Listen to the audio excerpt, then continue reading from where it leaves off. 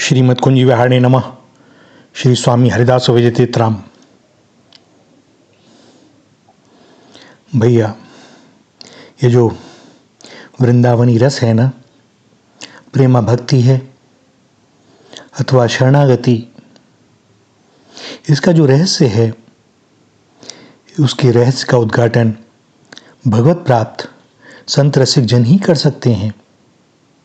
और इसीलिए उनके सत्संग की बहुत महिमा कही जाती है। सच्चे संतों का क्षण भर का संग भी बड़ा लाभकारी कल्याणकारी होता है। सभी शास्त्र और अनुभवी भक्तों ने तथा स्वयं भगवान ने भी सत्संग को बड़ा महिमावान कहा है। और सत्य में यह है भी सच्ची बात, क्योंकि सत्संग के बिना भगवान के महत्व को नहीं जाना जा सकता और महत्व जाने बिना उनकी शरण के लिए हमसे साधन नहीं हो सकते। शरणागति बिना जीव का उद्धार सहज में नहीं होता। परमार्थ के साधन में श्रद्धा के बाद दूसरा नंबर सत्संग का ही आता है, परंतु सच्ची श्रद्धा भी सत्संग से ही प्राप्त होती है, अन्यथा श्रद्धा भी ना हो। किंतु भैया, सत्संग में दो बातें बड़ी विशेष हैं जिनका सब समय स्मरण रखना चाहिए। एक, जिनका संग किया जाए वे वास्तव में सच्चे संत पुरुष हों। और दो, आचरण में लाने के लिए तत्व जानने की सच्ची जिज्ञासा के साथ निष्कपट भाव से श्रद्धापूर्वक इनका संग किया जाए। इन दोनों में से किसी एक का भी अभाव होने से यथार्थ लाभ नहीं होगा। आज भगवान श्री कृष्ण सरी के उपदेशक गुरु और भक्त अर्जुन उद्धव सरी के जिज्ञासु शरणागत शिष्य मिलने असंभव हैं। तब भी जहां तक संभव हो तत्वज्ञानी, शक्ति संपन्न सच्चे सद्गुरु की खोज की जाए और सच्चे अधिकारी पात्र को ही तत्व का उपदेश किया जाए तो आज भी बड़ा लाभ होता है।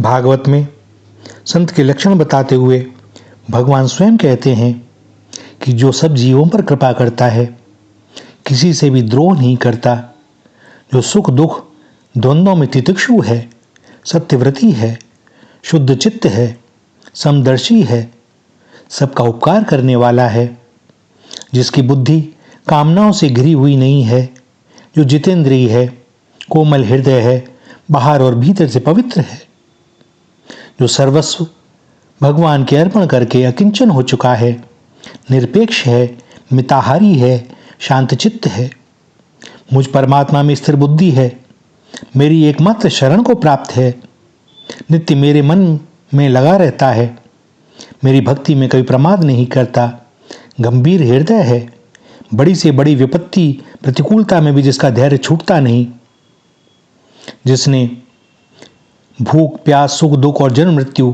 इन प्राण बुद्धि और देह के 6 गुणों को जीत लिया है, जो स्वयं सर्वथा मान रहित है किंतु दूसरों को मान देता है, बुद्धिमान है, सबका मित्र है, दीनों पर दया करता है और परमात्मा के तत्व का ज्ञाता कवि है। ऐसा यह संत के लक्षण बताए गए हैं भगवान ने। और ऐसे संतों के संग से अवश्य ही लाभ होता है, परंतु शीघ्र और सच्चा लाभ उन्हीं को होता है जो निष्कपट हृदय से लाभ की इच्छा से सत्संग करते हैं और तदनुकूल आचरण करते हैं। जिस प्रकार वर्षा का जल यथास्थान रखने के लिए किसान खेत को भलीभांति तैयार रखता है, वैसे ही हृदय रूपी खेत को संत वचन रूपी अमृत धारा के ग्रहण करने के लिए शुद्ध करके तैयार रखना चाहिए। ग्राहक भावशून्य विकारी और पूर्ण विश्वास रहित हृदय में शक्ति का संचार सरलता से होता नहीं। सद्गुरु चाहे भी और शक्ति का प्रयोग भी करे, परंतु यदि शिष्य का हृदय उसे ग्रहण न करता हो तो वह शक्ति बार बार वहां से वापस लौट आती है, क्योंकि आधार की योग्यता से ही शक्ति का ग्रहण हो सकता है। इसलिए सद्गुरु में श्रद्धा करके उसकी सेवा में लगे रहने की विधि है। और वैसे भी ये जो वृंदावनी रस है भैया, ऐसे तो सिंगिनी का दूध कहा जाता है कि सिंगिनी का दूध या तो उसके शावक के पेट में पच सकता है या उसे स्वर्ण पात्र में रखा जाए, अन्य किसी पात्र में उसे रखा नहीं जा सकता। वह इतना कठोर होता है कि उस पात्र को फाड़ देता है। तो भैया, जैसा तत्व वैसा ही अधिकारी शिष्य चाहिए। यदि अच्छी खेती करनी है, लगन है, तो भैया खेत को तो जोतना ही होगा, मड़ाई निराई सब करनी होगी, खरपतवार भी निकाल कर उसको बाहर करना पड़ेगा, मेड़ भी बांधनी होगी, पूरी तैयारी करनी होगी, और फिर तब जब बीज पड़ेगा तब संभावना है कि फसल अच्छी हो। किंतु पहले से ही यदि भूमि की तैयारी ना करी तो भैया फसल कैसे होगी अच्छी। इसी प्रकार हमें अपनी तैयारी कर लेनी चाहिए और तब जाकर के उस सत्संग का असर पड़ने लगता है। परीक्षा के लिए, कौतूहल के लिए, मनोरंजन के लिए जो लोग सत्संग करते हैं उन्हें कोई विशेष लाभ होता नहीं। सद्गुरु की परीक्षा साधारण मनुष्य अपनी विद्या, बुद्धि या योग्यता से कदापि नहीं कर सकता, क्योंकि उसकी विद्या, बुद्धि और योग्यता गुरु के गुणों तथा शक्तियों की छाया को भी छूने की योग्यता नहीं रखती। ऐसी हालत में श्रद्धायुक्त सच्ची जिज्ञासा ही लाभदायक होती है। जो व्यक्ति गुरु में दोष देखा करते हैं या उनके कार्यों को अपनी कसौटी पर कसकर उनके अच्छे बुरे होने की मीमांसा करते हैं, वे प्रायः कोरे रह जाते हैं। यद्यपि आजकल सद महात्माओं का, सच्चे संतों रसिकों का मिलना बड़ा कठिन हो गया है, परंतु भैया यह संभव नहीं है। भगवान की शरण ग्रहण करने पर भगवान स्वयं सच्चे जिज्ञासु के लिए ऐसे सद्गुरु की व्यवस्था कर देते हैं जो शिष्य के समस्त ज्ञान को हरने में समर्थ होता है। तो अगर सद्गुरु ना मिले, अच्छा सत्संग ना मिले, तो भैया भगवान से प्रार्थना करते रहें, प्रार्थना करते रहें। प्रार्थना में बड़ा बल है। भगवान बड़े कृपालु हैं, दयालु हैं, किंतु वे सच्ची लगन को जरूर देखते हैं। और यदि लगन सच्ची है तो वे स्वयं कोई ना कोई व्यवस्था करेंगे। अनायास ही सद्गुरु मिल जाएगा, क्योंकि सद्गुरु को कहाँ खोजोगे, कैसे खोजोगे, किन लक्षणों के आधार पर खोजोगे। जब अपना ही चित्त शुद्ध नहीं हुआ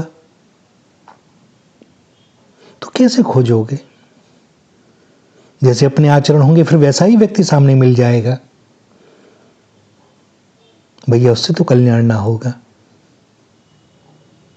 क्योंकि सद्गुरु के रूप में भगवान ही आते हैं। कृष्णम वंदे जगत गुरु, भगवान के रूप में गुरु हैं और गुरु के रूप में भगवान हैं। भैया अंतिम सत्य यही है कि भगवान ही सबके गुरु हैं। वह किसी अन्य रूप में, गुरु तत्व के रूप में, किसी अन्य देह में अपने को विद्यमान कर हमारा कल्याण करने के लिए आते हैं। तो हमारी लगन सच्ची हो, केवल कल्याण की कामना हो, सद्गुरु को अपनी कसौटी पर कसने की कामना ना हो। प्रश्न इसलिए ना पूछे जाएं कि हम यह विचार करें कि यह क्या कहते हैं, क्योंकि उत्तर तो हमारे पास स्वयं है। हम जानते हैं कि इसका उत्तर यह है। भैया तुम जो जानते हो अपनी बुद्धि के अनुसार जानते हो, और अगर जानते ही हो तो तुम्हें गुरु और संत और सत्संग की आवश्यकता ही नहीं। क्यों अपने साथ खिलवाड़ कर रहे हो, क्यों अपने अहंकार को और पुष्ट कर रहे हो जो तुम्हारे कल्याण में बाधक बन जाएगा। संत और गुरु की परीक्षा कैसे करोगे अगर इतने ही योग्यता अपने में होती तो तुम्हें खोज ही क्यों करनी पड़ती। और यदि तुम संत और गुरु को उनकी योग्यता की पहचान कर लेते हो तब तो तुम उनके गुरु हो गए। अब शिष्य ना बन सकोगे, अब सत्संग ना कर सकोगे। अब अश्रद्धा उनमें ना उत्पन्न होगी। तो भैया बस भगवत प्राप्ति यदि करनी है तो सत्संग करें, देखें उन संतों रसिकों को, बैठे उनके पास, बस देखते रहें। उनके चारों ओर जो उनका जो ऑरा होता है, जो परमाणु व्याप्त होते हैं, भैया उनका असर पड़ने लगता है धीरे धीरे। किंतु हमारी ऐसी अवस्था होती है कि बस तुरंत उससे कोई लाभ ना होगा, क्योंकि जन्म जन्मांतरों से हमारे पास जो विषय भोगों के संस्कार हैं, कल्मश के संस्कार हैं, वैसे चिपक गए हैं। तो भैया उनकी मजाई तो धीरे धीरे ही होगी ना। तो होने दें, बस लगे रहें, प्रार्थना करते रहें। श्री राधा श्री राधा श्री राधा।